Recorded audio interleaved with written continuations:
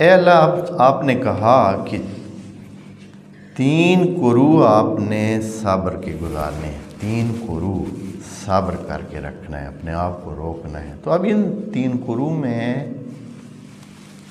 کرنا کیا ہے؟ اس شوہر کی کیا ذمہ داری ہے؟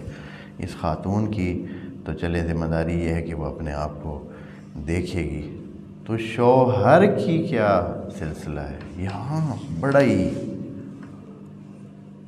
خدا کریم نے معاشرہ ساز قانون کا ایک حصہ جو ہے نا وہ بتایا ہے۔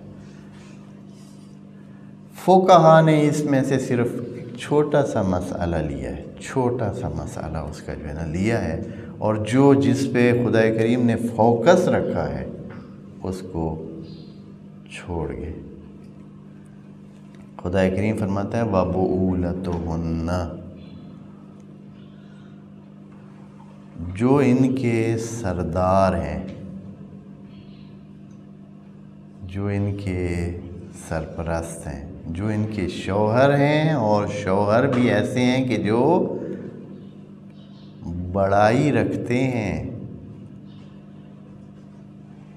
قرآن ہے نا، یہاں شوہر کے لیے قرآن میں 4-5 لفظ ہیں۔ ایک تو زوج ہے، ایک جو ہے کیا ہے؟ بعل ہے، اور ابھی میرے ذہن میں نہیں ہے، 2-3 اور لفظ بھی ہیں اس کے لیے۔ بعل اس شوہر کو کہتے ہیں، ہوتا وہی شوہر ہی ہے۔ بعل یعنی جو شوہر ہونے کے علاوہ وہ سرپرست بھی ہے، بڑا بھی ہے، یعنی بڑائی بھی ہے اس میں، شخصیت والا بندہ ہے، اس کی اہمیت والا بندہ ہے، وہ سرپرستی بھی کر سکتا ہے، یعنی نہ تو خالی الذہن ہے نہ خالی الجیب ہے، ہاں، شخصیت والا بندہ ہے، اس میں کردار کی وہ موجود ہے، ثقالت موجود ہے، یعنی کردار والا بندہ ہے۔ وہ بندہ جو ہے نا، یہ جو ان کے ہیں، یعنی اس طرح کے جو شوہر ہیں، یعنی جو ذمہ داری لینے والا ہے، جو ذمہ دار بندہ ہے۔ اب اختلافی صورتحال ہے، میاں بیوی میں اختلافی صورتحال ہے۔ اب کس کو کرنا چاہیے پہل؟ صلح کی طرف کی بات ہو رہی ہے، اچھائی کی طرف کی بات ہو رہی ہے، تو شوہر بیٹھا ہے کہ مجھے خود ہی آپ فون کرے گی، اب گئی ہے تو اب خود ہی فون کرے گی، اب خود ہی آئے گی، ہاں، اب اس نے یہ کیا ہے تو اب کیا کرے گی؟ خود ہی چلے گی، خود ہی۔ ہمارے معاشرے کا یہ بہت بڑا مسئلہ ہے، خود ہی۔ یہاں خدا کریم حکم دے رہے وَبُعُولَتُهُنَّ أَحَقُّ بِرَدِّهِنَّ، جو ان کے شوہر ہیں اور سرپرست ہیں، اور جنہوں نے اب تک ان کو رکھا ہے اور پالا ہے، اور ان کے طرف میں ان کا زیادہ حق بنتا ہے کہ ان کو واپس لے آئیں۔ فقہا نے اس سے صرف یہ معنی لیا ہے کہ یہ طلاق رجعی ہے، اور طلاق رجعی میں کیا ہوتا ہے؟ شوہر کو اس کو واپس لانے کا کیا ہوتا ہے؟ حق ہوتا ہے، کہ اگر وہ واپس لانا چاہے تو بھائی واپس آ سکتے ہیں، پھر دوبارہ جڑ سکتا ہے، نکاح پہلے والا ہی برقرار ہو سکتا ہے۔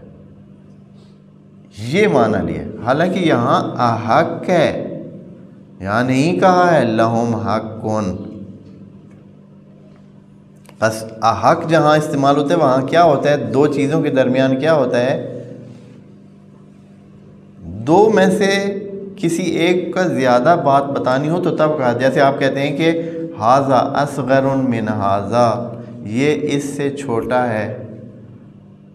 اگر صرف آپ نے اس کو کہنا ہو کہ یہ چھوٹا ہے، کسی کے ساتھ آپ نے کمپیئر نہ کرنا ہو، تو پھر کیا کہیں گے آپ؟ ھذا صغیر،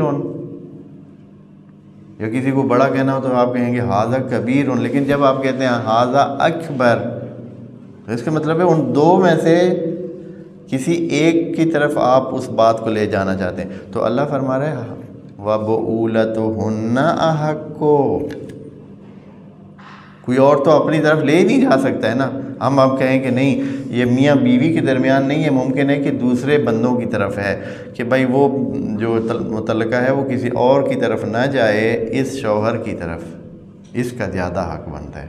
فقہاء نے تقریباً یہ معنی لیا ہے کہ شوہر کا حق کیا بنتا ہے، دوسروں سے زیادہ بنتا ہے کہ ان کو واپس لے آئے. ایسا نہیں ہے، ان دو میں سے شوہر کا بنتا ہے کہ وہ جائے خاتون کے پاس، وہ جائے خاتون کو منانے کے لیے، وہ جائے خاتون کو وہ کرنے کے لیے، اس کے سلسلے یعنی ان کو اصلاح کرنے کے لیے. یہ کیا کہہ رہے ہیں دیکھیں، وَبُعُولَتُهُنَّ أَحَقُّ بِرَدِّهِنَّ فِي ذَلِكَ. اس بابت جو ابھی مسائل پیش آ چکے ہیں، اس میں زیادہ کس کی ذمہ داری بنتی ہے؟ شوہر کی زیادہ ذمہ داری بنتی ہے. وہ زیادہ حقدار ہیں، وہ زیادہ یعنی حقیقت کے زیادہ مطابق یہ ہے کہ وہ جائیں.